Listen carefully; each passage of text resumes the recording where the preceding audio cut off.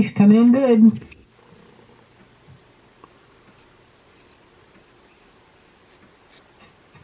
Fifth. Director Paris, would you please lead us in the Pledge of Allegiance? Yes, I'd be very happy to. Will you please put your right hand over your heart and join me in the pledge to our flag. I pledge allegiance to the flag of the United States of America, and to the republic for which it stands, one nation, under God, indivisible, with liberty and justice for all. Thank you. Thank you very much, Director Paris. Item 3, Madam Secretary, roll call vote, please. Thank you, Madam President. Division 7, Gary Van Dam.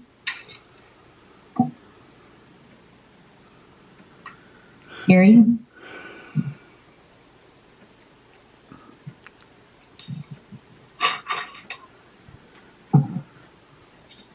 Go on. He's on the line, but I'll get back to him. Gary? Okay.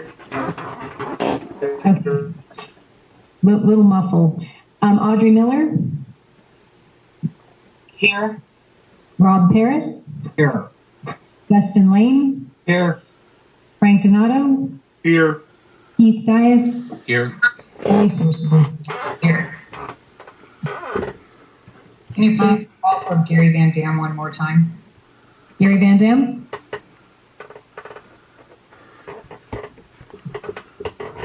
Gary?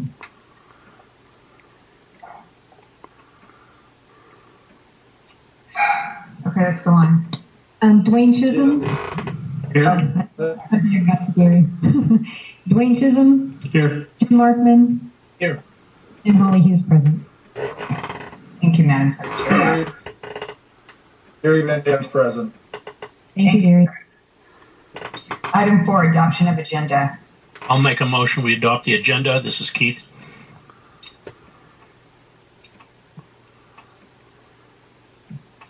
This is Director Miller. I'll second.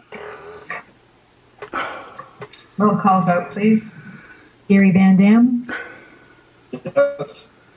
Audrey Miller? Yes. Robert Paris? Yes. Dustin Lane? Yes. Frank Donato? Yes. Keith Dias? Yes. Ellie Sorsable? Yes. Thank you, Madam Secretary. Item 5, public comment period and period open to the public. Is there anybody that would like to address the board at this time? Now would be the time to do so. Item 5A, voluntary public roll call. If there's any members of the public on this teleconference video conference wishes to identify themselves as present for this meeting, please do so now for the record. Yes. Vincent Dean, Palmdale Water District. Yes, the community publications in Acton, Aguadulce, Lake LA, Rosemond are here. Thank you. Great, welcome to our meeting. Item number 6, new business. General Manager Chisholm. Yes, the item before you tonight is the consideration and possible action to approve 3 resolutions. Resolution R20-15, R20-16, and R20-17, providing for the appointment of the only person nominated to the office as Director of Division 4, 6, and 7, and ordering the election of such offices not to be held on November 3rd, 2020. The resolutions are contained within the packet and can be approved by one board order approval. Are you ready for action on that, Madam President? I'm sorry, what was it that you stated? Yeah, are you ready for a motion on that? Yes, please. Yes, I would move. This is Rob Paris. I'd move to approve Board Order 6A1. Director Lane seconds. Any discussion? I would just like to say congratulations to all board members for being unopposed in this election. You've done a great job, and I look forward to working with you for the next 2 to 4 years. Any other comments? Yeah. Okay, roll call vote, please. Gary Van Dam, Yes. Audrey Miller, Yes. Robert Paris, Yes. Justin Lane, Yes. Frank Donato, Yes. Keith Dias, Yes. Shelley Sorsable. Yes. Thank you. Item number 7, consent calendar. I'll make a motion we approve the consent calendar. This is Keith. This is Rob. I will second that motion. Okay, any discussion? Roll call vote, please. Gary Van Dam, Yes. Audrey Miller, Yes. Robert Paris, Yes. Justin Lane, Yes. Frank Donato, Yes. Keith Dias, Yes. Shelley Sorsable. Yes, thank you very much. Item number 8, items for consideration and possible action. Item 8A, Finance Committee, Director Donato. Yes. Good evening. Finance Committee met yesterday and made a presentation from our, I guess it would be our lab supervisor, Manager Way, and she's going to give us a presentation on some mechanical equipment that we need for the lab for testing water. Thank you. Good evening, Madam President, members of the board. This is Lab Manager Jordan Ray, and I'm here this evening to present Capital Improvement Project CP2101, which is the replacement of our GCMS that we use to measure in-house THMs. This project covers the strategic plan component, Goal 3, Water Quality Strategy Number 1, to operate and maintain facilities to achieve 100% compliance with water quality and other environmental standards. The GCMS is used to analyze process control samples in-house. This is critical to providing operations with timely THM data. It is essential for water quality treatment process optimization, allowing operations to adjust treatment if necessary, and ensuring the agency maintain compliance with state and federal water quality regulations. Recently, the board approved up to $150,000 for the purchase of a GCMS as part of Capital Improvement Plan for fiscal year 2020-2021. We obtained 3 quotes for the system from Shimazu, Agilent Technologies, and Thermo Fisher Scientific. Based on reference checks with other laboratories and unfavorable reviews for Shimazu, staff is recommending we proceed with the purchase of the Agilent Technologies GCMS. Agilent Technologies, they're a leader in the industry. Here's a few awards they've won recently. They are also used by Eurofins, our contract laboratory, Palmdale Water District, and Metropolitan Water District. So I'm asking the Avek Board of Directors to approve the purchase of a GCMS from Agilent Technologies for a total of $149,467.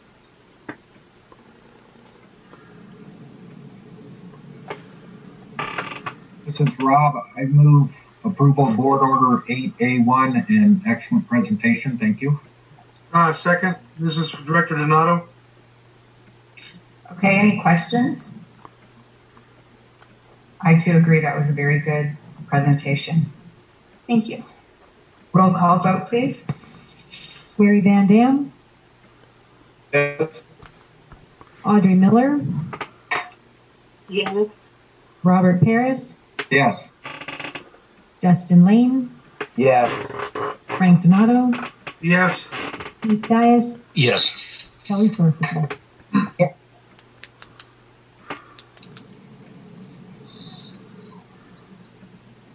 Okay, item 8A2, Director Donato. Yes, this item was discussed as well. It was brought to the committee, and Dwayne is going to give us an overview of this additional money we got to use for the High Desert Water Bank. Thank you very much, Director Donato. Yes, Madam President, members of the board, this item is consideration of a purchase order over $25,000, which is $60,000 is the amount to DW. The purchase order is for services that DWR would perform in review of the proposed new turnout for the High Desert Water Bank. As the board is aware, in the past, whenever the agency does work with DWR, whether it's the Tahoe turnout that we did or the turnout revisions that occurred with the Amagosa Creek project, DWR requires an initial deposit of $60,000 to cover their costs of what they anticipate their time might be in reviewing those documents and providing comments, and we go through a process of design review and correction. And they keep track of their time as they go through their review process. Any excess funds are returned if, for whatever reason, the amount of work exceeds the $60,000. Then there's an additional invoice that's provided. This particular item is required by our finance policy to be approved by the board of directors anytime we have a purchase order over the general manager's limit of $25,000. So staff would ask for approval of Board Order 8-82 to issue a purchase order to DWR for review of the turnout, the new turnout for the High Desert Water Bank. And Santec, our consultant, is going to be submitting some documents shortly. And so this is what this item's for. Be happy to answer questions that you may have. Yeah, Dwayne, doesn't also isn't Met going to cover some of this as well as part of the cost? Ultimately, Metropolitan will pay for all of the costs that are associated with this this item. Okay, I move on Board Order 8A2 that we approve the $60,000 check as a deposit to DWR. I'll second the motion. This is Keith. Any discussion? Roll call vote, please. Gary Van Dam, Yes. Audrey Miller, Yes. Robert Paris, Yes. Justin Lane, Yes. Frank Donato, Yes. Keith Dias, Yes. Kelly Sorsable. Yes. Thank you, Madam Secretary. Okay, that concludes my report. Thank you, Director Donato. Item 8B, Public Information Committee, Director Lane. I'm going to pass this on to either Matt or to Dwayne.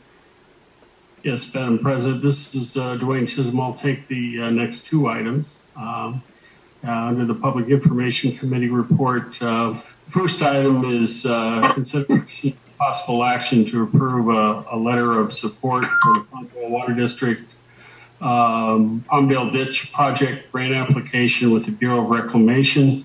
There's no budget impact on the agency. I have a little short presentation here to go over a little bit of what the project's about.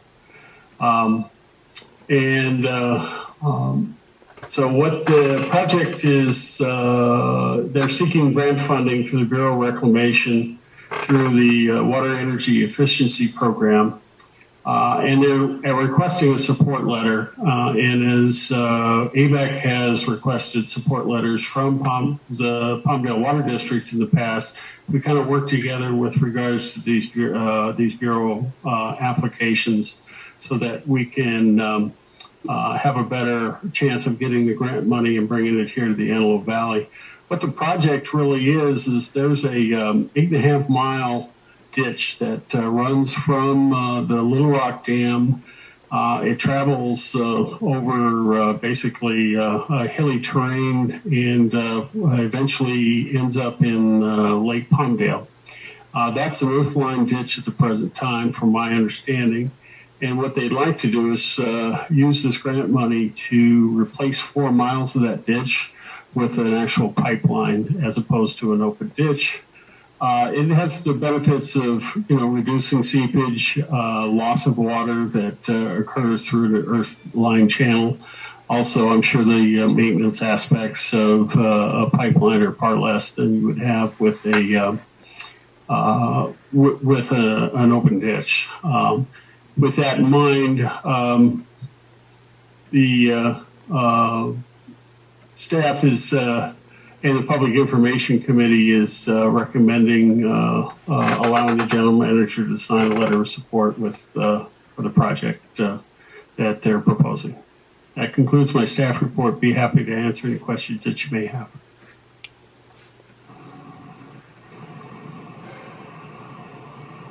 Okay, do you have a motion? This is Rob. I move approval of Board Order 8B1. I second. Is that Director Donato? Yes, Donato. Thank you. Any discussion? Roll call vote, please. Gary Van Dam, Yes. Audrey Miller, Yes. Robert Paris, Yes. Justin Lane, Yes. Frank Donato, Yes. Keith Dias, Yes. Kelly Sorsable. Yes. Thank you. Moving on. Yes, the next item for consideration and possible action is to authorize the general manager to submit a nomination for special district awards program under the Government Technology magazine. This was I went the wrong way. I'm sorry. Get to the right. I got a couple of slides here to. There we go. And the essence of what this project is, it was recommended by our board president that we look into this to see if we had any use of new technology that might be appropriate for this kind of recognition. So what they're looking to do is seek nominations from any special district and how they've used technology to better deal with the COVID-19 response. And they have two categories. You've got the technology innovation for citizens and technology for use for operations. And in both instances, as we looked into this a little bit more, we have our new internet provider, or our new internet software, I should say, Streamline, has a tool called Engage. And what that does is it allows us to selectively distribute information to various stakeholders or customers that we have within the district. So we've used this a couple of times to send out our quarterly newsletter to our customers, and also with our recent water service supply public meetings, we were able to use the Engage process to be able to send that information out. Also, as you can see, Streamline gave us a little recognition as using for our innovative use of this pilot program that they have. And so you can see this would be the basis for our award nomination, and they're due on September 25th. I believe we have, what do we got here? Okay, it's got the strategic goals and communications and having to do with agency profile and brand and reputation, so it meets all these requirements. Staff would recommend approval along with the Public Information Committee to authorize the general manager to complete the nomination award.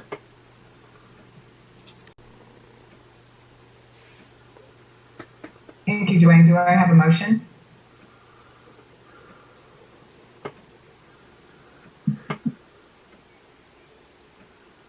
This is Director Lane. You have a motion. This is Director Donato. Second it. Any discussion? Roll call vote, please. Gary Van Dam, Yes. Audrey Miller, Yes. Robert Paris, Yes. Justin Lane, Yes. Frank Donato, Yes. Keith Dias, Yes. Kelly Sourceable. Yes. Thank you, Madam Secretary. Item 8C1, Delta Conveyance and Negotiations Committee, Director Donato. Okay, so again, we met on this the Delta Conveyance Committee. We need to consider possible action to approve a term for 2020 buyback and return water from Luz Solar Partnership Company. That's off of it's known as 4 Points off of 58 and 395 area. And Joanne, why don't you give a little more background why we're buying this water back? I'll be happy to, but I'll let our Assistant General Manager, Matt Knudsen, give this. Okay. Thank you. Good evening, Madam President, members of the board. So we're going to be talking about consideration of a term sheet between Avek and Luz Partners, as Director Donato mentioned. So on page 122 of your board packet is a brief staff report followed by the proposed term sheet. So a little bit of background. Back in April of this year, the agency amended the contract between Avek and Luz Partners, also known as FPL, located near Highway 58 and 395. If you recall, they requested the amendment due to their reduced demand, water demand for their facility, which reduced the capital charge that the agency would charge them on an annual basis from roughly 1,500 acre feet down to 15 acre feet per year. So the board approved that in April, and then subsequently, Luz Partners came to AVAC and requested that the agency buy back 810 acre feet of water that they previously paid for and AVAC delivered to our West Side Water Bank. So that 810 acre feet was being held for the benefit of Luz Partners, but due to their reduced demand in operation, they requested the agency buy that water back from them because they no longer see a need to have that water banked locally for their needs. So we presented this proposal to the Delta Conveyance and Negotiations Committee on August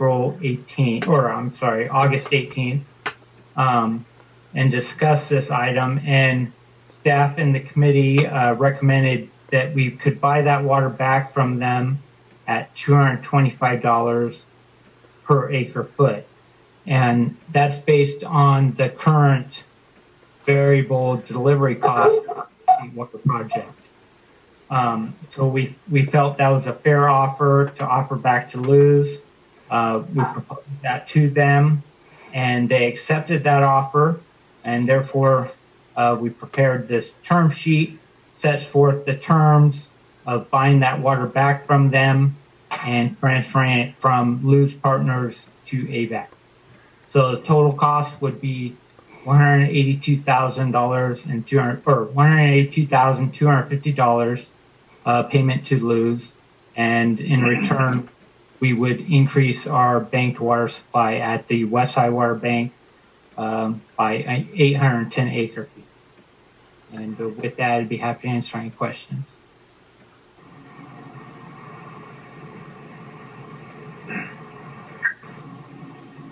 Okay, do we have a motion? Yeah, I'll go ahead. This is Director Nato. I'll go ahead and move on Board Order 8C1 to buy back the water. I'll second the motion. This is Keith.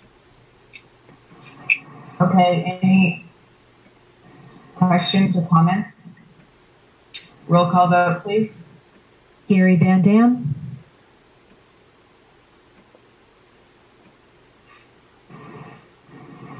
Gary, Yes. Audrey Miller, Yes. Robert Paris, Yes. Justin Lane, Yes. Frank Donato, Yes. Keith Dias, Yes. Shelley Sensible. Yes, thank you. Okay, item 8D, Water Rates and Capacity Fees Committee, Director Van Dam. Yes, Joanne, could you take this one? Be happy to delegate this on to capable Assistant General Manager Matt Knudsen, who provides the staff report for you today. All right. Thank you, Dwayne. Good evening again. In your board packet on page 126, there's a brief staff report followed by the proposal from Ralph Tellis that we'll be talking about this evening. So this item was presented to the Water Rates and Capacity Fee Committee on August 13th. At that meeting, we briefly provided an update on where we're at with evaluating various rate structures for the agency. We're not set to make any recommendations to the full board on that. There's still a little bit of work to do on that. But we also discussed the proposal from Raftelis Financial Consultants to prepare the 2021 through 2025 five-year financial plan for the agency, as well as develop the recommended 2021 calendar year water rates, as well as continue with the alternative water rate structures for the board's consideration. So as you know, Raftelis has prepared last at least 5 years worth of rate studies for the agency, and he's done a very good job. Sadir from their office, and we reviewed the scope of work with the committee. This fee is slightly less than what we had in the previous year. So currently it's $56,460. Last year it was just over $62,000. The fee associated with this scope of work is included in our 2020-2021 approved budget. So both the committee and staff are recommending approval and acceptance of the proposal as written from Raftelis. And with that, I'd be happy to answer any questions. I'll move on board order 8D1 to accept Raftelis's bid for $56,460.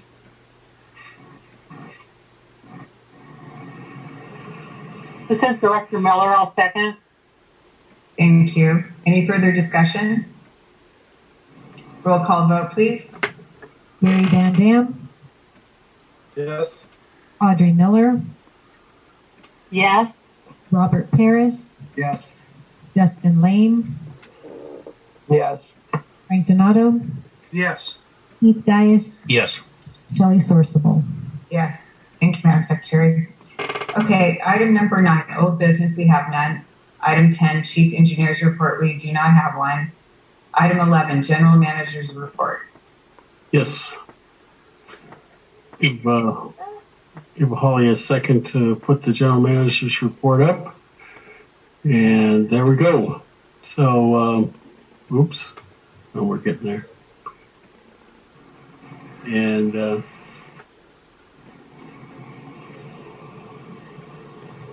there we go. All right. So this is the general manager's report for August 25th, 2020. We haven't seen any rain in the northern part, and we wouldn't anticipate to see any. Here's our chart, and as we're going through basically completing the rainfall for the year, you can see it's just good to note that that period here between January and February really caused us to have a real difficult time in providing water this particular year, and it shows up here in that based on our chart here, we're sitting right down in here, at a very low water level. It's kind of muffled there, but you can see we're at probably the second lowest. This is 77, and you can see these are the other years that are very low, 37. It's right in the 31 inches range, and then this is average. So the only thing that saved the agency from having water problems and delivery problems is the forward thinking of the board in working on the west side and east side water banks that has provided us with a significant buffer that can be utilized during these types of periods, along with the fact that we had a very wet year the following year, and we had a considerable amount of carryover that we were able to utilize. But the board's continued diligence in providing ways in which to store and save water will benefit the community to get them through these very dry periods. If we didn't have the water banks, we would be looking at some very expensive and costly additional water supplies that we would have had to go through on this particular year. So if we look at the reservoir system, you can see St. Louis is operating about average, and Lake Orville is a little bit below average, but well within what we would anticipate at this time of the year. You can see that this item here shows the this is Orville, this is average, so we're below average, but the curve is very consistent with normal operations. The same here occurs with the where we're at and where we anticipate to be and work towards to have this low point in St. Louis Reservoir so that we're ready to store water as the new water season comes in October and November. Locally, it's been very, very warm, and you can see we're producing close to 50 to 55 million gallons a day of water, and that's been consistent for the last 3 or 4 weeks. We still have our water banking recovery system operating at about 9 to 9.5 million gallons a day. So if you add those two up, we're close to 60 million gallons a day going out into the system. And this really helps our customers meet their peak demands during this very difficult warm weather that we've been experiencing.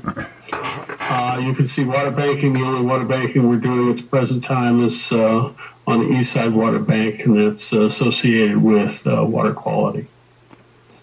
Once again, here's our chart, and this illustrates my point I was trying to make. You can see, if we can get this mouse to move here. This is how much we've added. We added 11,000 acre feet with the transfer. The next one will have another 800 feet on top of that. So this is what we've added into the system. This is what we pumped out of the system. And you can see once we add these all in, we'd be 80 to 90,000 acre feet of storage. And this amount here on the top, this 27,000 acre feet, that's what we've stored for Metropolitan as part of our original agreement with Metropolitan Water District. As you can see, here's the graph of our customer requests versus deliveries. And fortunately, they've been pretty, high up on their percentage. They're 89, 86, 97% the last 3 months. We anticipate August to be pretty high also. And so that is a pretty good sign that we're providing a very nice service to our customers. Wanted to add that we had a couple of the water service meetings, give you a little update on that. We've had 2 customer meetings.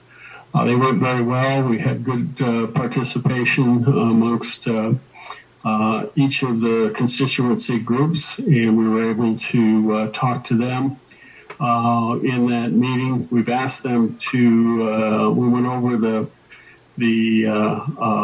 new rules and regulations, the draft agreement, and asked them to provide comments by September 4th. And then we're going to try and schedule one-on-one meetings with each of the potential water service providers and go over in detail what effects, if any of these new additions will have to all of our water customers. From a water quality point of view, we did collect some samples on August 20th, and everything appears to be within the range, and we'll know a little bit more as we as those samples and we get our actual results. But things are looking pretty good at this point. I did want to point out that given this heat, the water that's coming from the canal has been it's been very, very difficult to treat. Got to give a good thank you to the operations staff that is working very hard and very diligently to try and remove all the algae and the plant material that's coming through the screens. So it's been a heck of a 3 or 4 week period for the operators. But we're meeting all of our water quality standards on the finished water.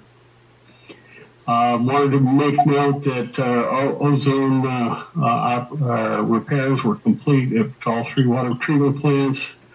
We had some power outages associated with the fires, as you might anticipate, along with that real heavy heat wave that we had, where we had 107-degree temperatures. And you can see that we're adding polymer to help us with our filters and control those turbidities, as I mentioned previously, with regards to the poor raw water quality. Did want to inform the board that our grant application was submitted to the board Bureau of Reclamation for the Water Smart Drought Response Program for 2020. And it's currently under review. We had a fairly short time frame to get that in. This is for the East Side Water Bank, and we'll see how that process moves forward.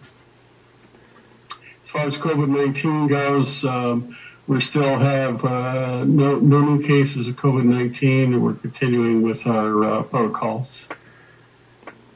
As far as events, we got a Water Master meeting tomorrow, Wednesday at 10, and then we have various teleconferences for NWRA in August and September. My schedule is I have a pleasant surprise that my daughter's actually coming from Portland to California in the next few days, so I'm planning to be working remotely on Friday and Monday, so I can take advantage of that time with her. So other than that, I'll be in the office and be available. Talk to you soon. Talk to you soon. I'm sorry. Thought I was getting off the phone here. So that concludes my GM report. Be happy to answer any questions. Thank you, Mr. Chisholm. Okay, item 12. Directors' reports. Do any directors have anything to report? This is Director Miller. Go ahead. Thank you. I attended the NWRA Water Table Talk series last week. It was really interesting. We had a speaker from the Wyoming, Eastern Montana, and the Dakotas who presented historical information on the Crow Nation and the parts of their reservation that are part of their water management system today. And it's interesting to compare our water system in California to that system, which consists of small reservoirs, small canals, creeks. It's just, the comparison is just amazing to me. I'm not familiar with that territory that much, but they're dealing with gates that are broken on some of these little creeks and the canal conditions as well. And then just the historical, some of these bridges that cross these areas are ancient, and what they go through to repair and get the funds necessary in order to keep up the bridges and whatnot as well, keeping the creeks clean for the water conveyance. And so it was very, very interesting study that she gave, and I appreciated it very much. This is Keith. I participated in that seminar as well, and I agree with Director Miller. It was very interesting. And the history of the Crow Nation was presented in great detail. Thank you very much. Madam President, this is Rob. I just want to give a short report. Please. I attended the CFE Water Steering Committee meeting by Zoom on Friday, August 21st, and this meeting was in preparation of the water conference they're going to have likely in the first week of February, maybe partially by Zoom, maybe partially in person. And as most of you know, this is where many of the legislators will come to learn about water issues. 2 items I've asked for them to place on the agenda, and I don't know if they will, is one, to have a joint session on the Supreme Court decision regarding the Delta Stewardship Council. I thought this would be a good time for us to talk with our legislators about that issue, and also ask them to put on the agenda a presentation regarding the High Desert Water Bank to talk about how the different agencies are working together for water storage in the Antelope Valley. So just thought I'd know that we're trying to put the word out on both of those issues.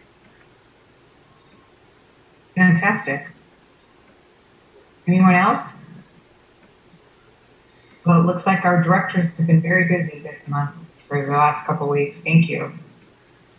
Okay, item 13, attorney's report. Yes, for the board's good segue into this report from what Rob just had to say. I'm going to talk about the outcome of the Delta Stewardship Council case, which really was decided on the merits by the Court of Appeals. There was a petition for hearing to the California Supreme Court, which you know they have discretion whether to hear a case or not. And a week or two ago, they decided they were not going to review that case and were not going to order it depublished. So now we have this case out there, which should take some legislative consideration to fix it, we hope, which essentially expands the jurisdiction of the Delta Stewardship Council far in excess of what at least the State Water Contractors Association thought it was meant to be when the Delta Act was adopted. So basically, the best way to understand this is the impression for the state water contractors was you have this new Delta legislation. It is supposed to treat equal goals, 2 equal goals being get the water south of the Delta to those who need it to the maximum extent possible, and at the same time protect the environmental assets and business activities occurring in the Delta. So in other words, don't favor going one way or the other. Create an implementation plan that will achieve both goals and then implement it. And what happened was it was also presumed that the plan would be a plan adopted pursuant to the process with the Stewardship Council, and that was their main function, to develop this implementation plan, and other agencies that had specific enforcement powers, such as DWR, the State Water Resources Control Board, Department of Fish and Wildlife. All of these are state agencies, just as is the Stewardship Council. They would be the implementing parties. And that was left to the Stewardship Council was to review for consistency with the plan things that were noted as, quote, covered actions. And covered actions were thought to be activities within the Delta that would implement water moving through the Delta and at the same time meeting those dual goals that I just mentioned, and that such covered activities could be any kind of physical infrastructure project that was that any particular entity moving water through the Delta would work on, whether it was the state water contractors, DWR, a number of parties, and that they would be reviewed through CEQA, and then once a decision was made, it would be reviewed for consistency with the Delta plan by the council. But when the council's activities and started to adopt regulations, they went a little further than that, to say the least. And there were two I would call stretches or creep, if you call contract creep, when somebody gets a contract and suddenly they're doing 5 times as much work as people contemplated. So this is jurisdictional creep, and it happened in 2 different ways. First, the Delta Council, the Stewardship Council, asserts that they can adopt numerical standards and apply them to water moving through the Delta. And when they look at particular covered actions, they can see whether they're going to be implementing or in favor of implementing or achieving those standards. And if they aren't, the implication is that the council could say they're not consistent with the Delta plan. And when you think about the standards, it's very unspecific what they're talking about, because they really haven't adopted any numerical standards yet. But you were all familiar with numerical standards, whether it's the maximum daily amount of a certain constituency that can be placed in water, the amount of a constituent in water that you can serve potable water and still maintain that. All these kind of standards. Flow rates are standards that have impacts during different kinds of the year on fish takes. And so the state water contractors' position was the court should state that is not a power of the Delta Council to Stewardship Council to establish those standards, because that's going to make them a super regulatory agency, because the standards are going to subsume everything else that people consider, including the agencies that have the power to make these decisions. And these standards can conflict very easily with decisions made by Fish and Wildlife, decisions made by the State Water Resources Control Board and DWR. So they would become kind of a super regulatory agency and could really impede the state water project by doing that, by assuming that kind of power. And essentially, the court, almost remarkably, their reasoning was, I would say, way over the line, decided that, in fact, they could do that. And so that decision is now sitting there. And when the petition for hearing was filed by the state water contractors, the Attorney General defended on behalf of the Delta Stewardship Council and simply said, well, but they haven't adopted any numerical standard, so you're dealing with an abstraction, and it's not time to litigate this to see if they've done something that really, shifts power to the Stewardship Council. You have to wait till they do a standard, and that was their response. And anyway, whether that convinced the Supreme Court to leave the case alone doesn't matter, because they left the case alone. So now we're sitting there with an appellate decision that clearly says the Delta Stewardship Council can adopt numerical standards as part of their plan, implementation of their plan. And if you don't meet those standards when you propose a covered action, any infrastructure action in the Delta, you're going to have to potentially meet those standards, whatever they may be. So that's one thing that's one outcome that is a serious outcome that I think needs to be addressed by the legislature, because it's going to be hard for any court of appeal to differ. And so the only hope would be someday the Supreme Court would take the next case where there was a specific standard and reconsider the issue. But so that's one impediment. And the next one I'm going to speak to, the last one is, in my view, even worse. And that is the council, in implementing the plan, adopted a regulation called WRPI, which essentially has generated the reduced reliance theory of regulation that the Stewardship Council has given itself.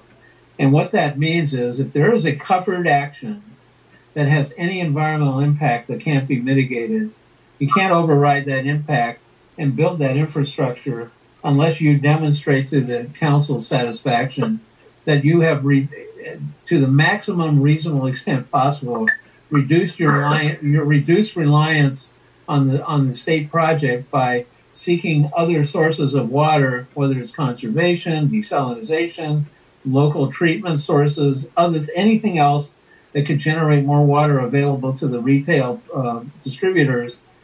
You have to demonstrate that that's happened in the recipient area in order for the covered action to be considered in conformity to the plan.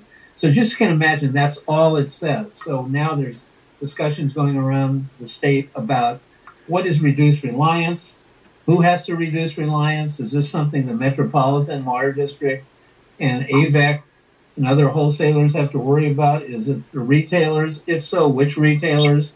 Is there any covered action in the Delta where you can say the state project water will end up in the hands of any particular retail users or possibly even agricultural users?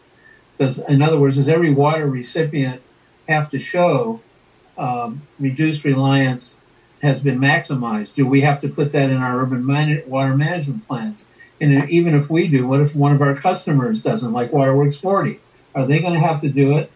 And so who's going to decide which water stops flowing if Southern California as a whole, or south of the Delta as a whole, doesn't show reduced reliance? So this is a nightmare of a regulation that really needs contained in some way. It actually, it should be eliminated, but at least contained. And the theory behind all this is the reasonable use doctrine, which is something I normally would argue in favor of almost any way it's applied. But what the council said and what the Court of Appeals said is that water that is sent south through the state water project cannot be considered to be a reasonable use of water, considering all the impediments to it and all the disadvantages, unless the people receiving the water show that they don't have another choice. In other words, it's not a reasonable use of water if you could have conserved more. It's not a reasonable use of water to take state project water if you could reasonably do, with an economic reason, build a desal plant or anything else anybody could think of. So this is out there. It's like a nightmare. I know I'm treating it that way, but I really think it is a nightmare. That it's a lawyer's field day of how they could raise this defense, the environmental groups, to any project in the Delta that would implement or increase the flow of water through the state water project. And that's out there. And I think, as Rob said, that is almost even more important for the legislature to deal with than the numerical standards regulations. So that's the outcome of the case. I think the state water contractors, and of course Avek was a party to that case and that group of state water contractors, and this has to be addressed. And for me, the only practical way to address it would be for the legislature to do so. And I'm happy to answer any questions on this if you have some.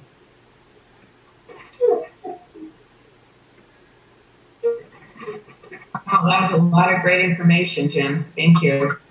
Okay. Madam President, this is Rob. I have a question for Jim. Please. And if we are able to get this on the agenda for our CFE Water Conference, would the board allow Jim to be the speaker for AVAC on the panel for this subject? Or would we want someone else? I don't know. Jim talks a lot. Well, you know, I can do that, yes.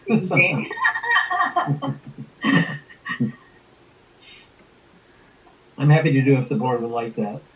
I think we need to defer to General Manager Chisholm for his thoughts on that. Okay, great. Thank you. Thank you. Okay. Item number 14, request for future agenda items.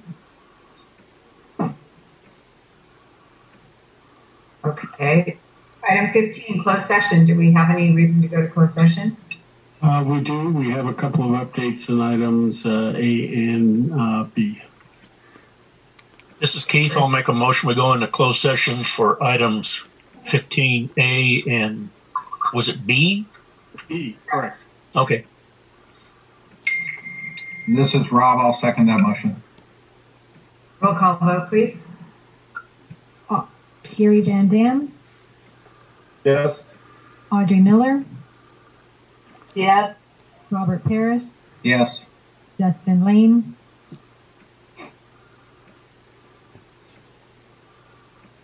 Justin,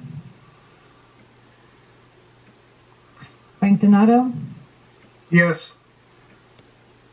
Keith Sorry, Dias. this Justin, yes. Thank you, Justin. Keith Dias, Yes. Kelly Sourceable. Yes. Thank you. Let's recess for 5 minutes and resume in closed session at 7:30.